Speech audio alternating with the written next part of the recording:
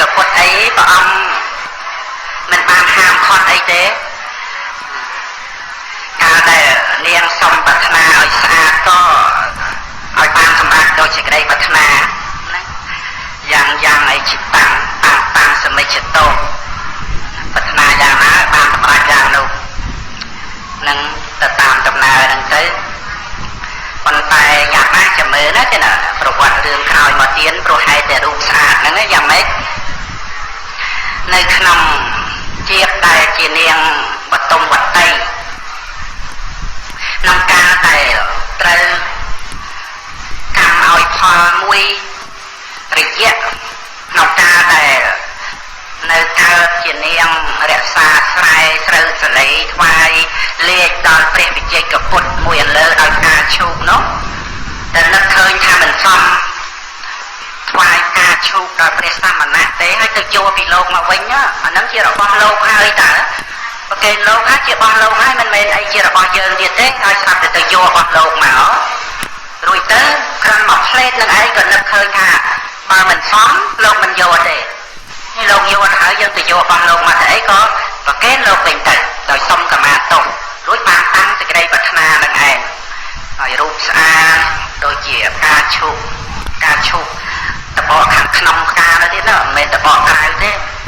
ហើយឲ្យមានការឈូកទ្រគ្រប់បាតជើងទៀតហើយនឹងប្រាថ្នាឲ្យមានកូនស្មើនឹងក្រក់លេខហ្នឹងណាក្រក់លេខហ្នឹងវាត្រូវនឹង500ហ្នឹងណាបើសិនតែក្រក់លេខហ្នឹងវា500មកក្រក់កូន500មួយចឹងហ្នឹងចឹងហើយក្នុងរយៈដែលបានមកជានាងបតុមវតីនៅពេលដែលកម្មនឹងឲ្យផលណាកម្មដែលទៅយកការឈូកពីព្រះវិជ័យកពុទ្ធមកវិញណាទេណាត្រូវព្រះរាជាក្រុមរាជក្រឹស្ននឹងបណ្ដេញចេញដោយការញុះញង់របស់ស្រីស្នំទាំង500នោះនឹងគឺសុទ្ធតែមានហេតុបច្ច័យទេណាត្រូវព្រះរាជាបណ្ដេញចេញហ្នឹងគឺត្រង់ដែលទៅយកការឈូកមកវិញហ្នឹងឯងឃើញទេ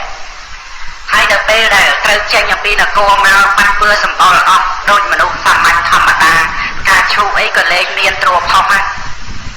ធម្មតាចឹងប៉ុន្តែដល់ពេលព្រះរាជាបានជ្រាបសេចក្តីពិតហើយរៀបចំនៅកងតបកងពលនឹងឲ្យមកដង្ហែព្រះនាងបតុមវតីចូលនគររាជក្រឹស្នវិញព្រះនាងមិនបានទៅដោយជានដោយក្រេដោយស្នែងដោយជានអីសោះគ្រប់ទាំងអស់ឲ្យគេក្រាលសម្ពុតអំពីផ្ទះម្ដាយចិញ្ចឹមនឹងទៅកម្មព្រះបរមរាជវាំងនគររាជក្រឹស្នហ្នឹងហើយឲ្យគេធ្វើពីដើមទៀតណាតាំងពីផ្ទះហ្នឹងទៅដល់វាំងនោះនៅពេលដែលព្រះនាងដើរទៅក៏មាន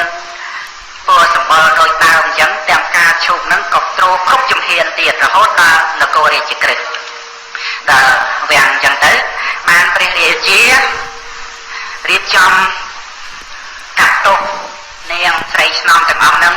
ប៉ុន្តែមិនមែនយកទៅសម្លាប់ឬធ្វើទរណកម្មអីទេគឺឲ្យនាងស្រីស្នំហ្នឹងមកធ្វើជាទាស័យនាងបតុមវតីគឺជាទាស័យឈប់ឲ្យធ្វើជាស្រីស្នំរបស់ព្រះអង្គហើយគឺជាទាស័យនាងបតុមវតីផ្ទាល់តែម្នាក់ឯងនាងបតុមវតីមានធម៌ណាទៀតជាអ្នកមានធម៌យល់គុណយល់ទោសយល់បន់យល់បាបសពគ្រប់ព្រមទទួលពីព្រះរាជាដើម្បីធ្វើជាទាស័យការដែលព្រមទទួលបានស្រេចហើយក៏បានសុំព្រះរាជានឹងឯងដើម្បីថាឲ្យនាងទាំង500នេះបានធ្វើជាអ្នកជាទាំងអស់ឈប់ជាទាស័យរបស់នរណាចឹងព្រះរាជាក៏ព្រមទៅតាមការដែលនាងបតុមវតីសុំនឹងឯងនេះគ្រាន់តែជាការគួរសមទេតែតាមពិតគឺនៅលើ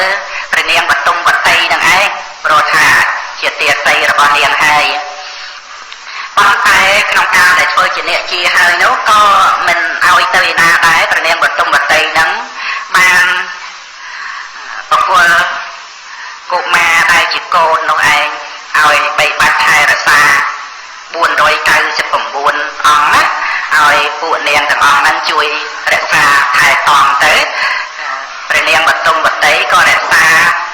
ព្រះមហាបតុមដែលប្រសូតអំពីគោហ្នឹងដោយខ្លួនព្រះនាងផ្ទាល់ហើយក៏រស់នៅជាសុខសាន្តហើយឈប់មានការជាបាបញុះញង់ឲ្យអាលអីទៀតហើយនាងទាំង500នាក់ហ្នឹងក៏បានដឹងគុណព្រះនាងបតុមវតីដែលមិនបានប្រកាន់ទោស ឲ្យធ្វើជាអ្នកជាទៀតចឹង